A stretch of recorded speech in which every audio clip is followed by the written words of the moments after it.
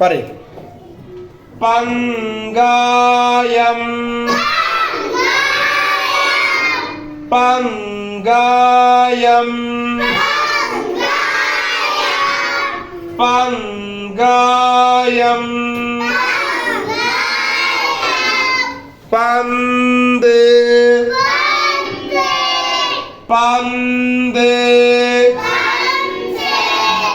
പന്ത് പങ്കായം. നേരെ താഴെ നോക്കി. പങ്കായം എന്ന് പറയുമ്പോ ഇതിന് നടുവിലെ ങ്ക എന്നുള്ള അക്ഷരങ്ങൾ ശ്രദ്ധിച്ചോ. എത്ര അക്ഷരം ഉണ്ട് അവിടെ? ചുവന്ന നിറത്തി കൊടുത്തത് 2 അക്ഷരം ഉണ്ട്. അതിൽ ഒന്നാമത്തെ അക്ഷരം ആരാണ്?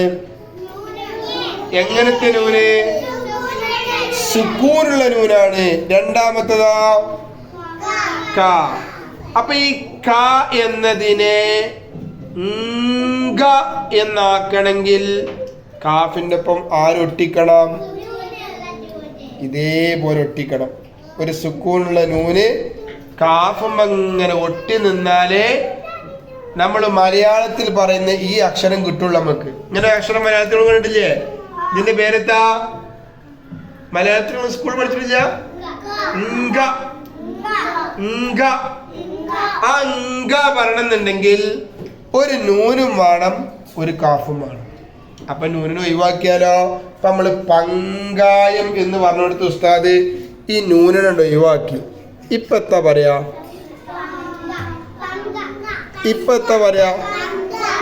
പങ്ക എന്നുള്ള നൂനിനെ ഒഴിവാക്കിയല്ലേ? നൂനിനെ ഒഴിവാക്കിയാ എങ്ങനെ വായിച്ച? ഉറക്കനെ ഞാൻ കേൾക്കണില്ല.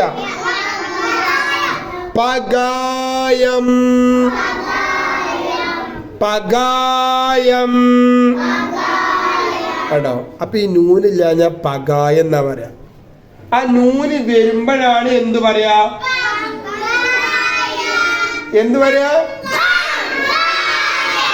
അപ്പൊ പങ്ക പങ്ക എന്ന് പറയണമെങ്കിൽ ആര് വേണം? കാഫിന്റെ ഒപ്പം നിങ്ങൾ പറഞ്ഞേര്. സുക്കൂനുള്ള നൂന് വേണം. അതാണ് നൂന് പ്ലസ് ക സമം എന്ന് പറയണമെങ്കിൽ അതിന്റെ ഒപ്പം ആരുണ്ടാവണം? സുക്കൂനുള്ള നൂന് ഉണ്ടാവണം. അപ്പൊ നിങ്ങൾ വീട്ടിൽ നിന്ന് എന്ത് ചെയ്യാ? ഇതിങ്ങനെ പറഞ്ഞു നോക്ക. പങ്കായം. എന്നിട്ട് ഉമ്മാനോട് ഇതൊന്ന് പൊത്തി പിടിച്ചാൻ വേണ്ടി പറയാം നൂന്. അപ്പൊ നിങ്ങൾ എന്താ വായിക്കുക? അപ്പോഴും പങ്കായം വായിച്ചോ? ഇല്ല. നൂനില്ല, ഞാൻ എന്താ പറയാ? പകായം. നൂനുണ്ടെങ്കിലേ എന്ത് വായിക്കുള്ളൂ? അപ്പൊ എന്നുള്ള അക്ഷരം വരുന്നിടത്തൊക്കെ നമ്മൾ എന്ത് ശ്രദ്ധിക്കണം? അതിന് തൊട്ടു മുമ്പ് ഒരു നൂന് കൊടുക്കാൻ വേണ്ടി ശ്രദ്ധിക്കണം. അതിന് നൂനിട്ട് കൊടുത്തെങ്കിലേ എന്താകുള്ളൂ? എന്നുള്ള ശബ്ദം വരുള്ളൂ. ഇനി രണ്ടാമത്തെ നോക്കി. പന്ത് പന്ത് പന്ത് എന്നുള്ളടത്ത് എന്ന് പറയാൻ നമ്മൾ ആരെ കൊടുത്ത് നിങ്ങൾ ശ്രദ്ധിച്ചു നോക്കിയോ? അത് മൊട്ടി നിൽക്കണ അക്ഷരം ആരാ? എങ്ങനത്തെ നൂന്? ആ സുക്കൂനുള്ള നൂന് താമ്മ ഒട്ടിപ്പ് വന്നപ്പോഴാണ് എന്ന ശബ്ദം വന്നത്. അല്ലെങ്കിൽ താമൊറ്റയ്ക്കല്ലേ പറയുള്ളൂ. ഉസ്താദ് ഇവിടെ നൂനെ അങ്ങോട്ട് മറച്ചു വെച്ചു. നിങ്ങളെന്താ വായിക്കുക? നൂനെ മറച്ചു വെച്ചു. അപ്പൊ നിങ്ങളെന്താ വായിക്കുക? പത്. എന്താ വായിക്കുക? പത്. നൂന് വരുമ്പോഴേ എന്ത് പറയുള്ളൂ? പന്ത്. അപ്പൊ പന്ത് എന്ന് പറയണമെങ്കിൽ താന്റെ ഒപ്പം ആരുണ്ടാവണം? എങ്ങനത്തെ നൂന്?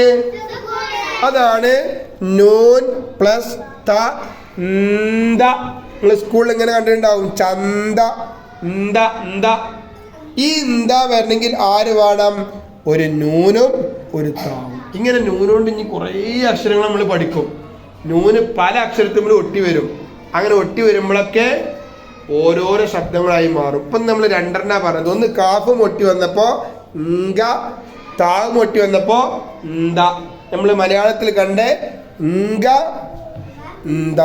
ഇത് മാത്രം നന്നായി പഠിക്കുക. ഇൻഷാ അല്ലാഹ് ബാക്കിയുള്ളത് നമ്മൾ പിന്നെടുക്കും. ഓക്കെ, ഒന്നുകൂടി ഉസ്താദിന് വായിച്ചേരി ഉഷാറായിട്ട്. പങ്കായം പങ്കായം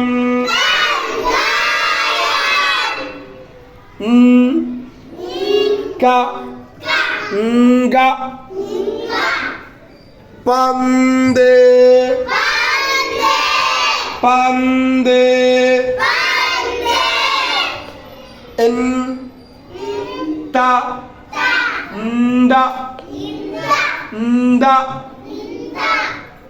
അപ്പൊ പങ്കായം എന്ന് പറയണെങ്കിലും പന്ത് എന്ന് പറയണെങ്കിലും രണ്ടിടത്തും സുക്കൂനുള്ള നൂന് ഒട്ടി വരണം. ഇൻഷാ അല്ലാഹ്. അപ്പൊ നന്നായി വീട്ടിൽ നിന്ന് വായിക്കാൻ കേട്ടോ.